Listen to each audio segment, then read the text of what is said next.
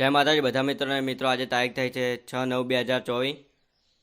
આજે વાત કરીશું દાંતીવાડા ડેમની। તો હાલમાં ડેમમાં ઘટાડા બાદ ફરીથી વધારો થઈ રહ્યો છે। હાલની આવક 3,443 ક્યુસેક નોંધાઈ રહી છે। ડેમની સપાટીની વાત કરવામાં આવે તો 577.95 ફૂટ સુધી પહોંચી ગઈ છે। પાણીનો જથ્થો 41.5% જેવો નોંધાઈ રહ્યો છે હાલમાં।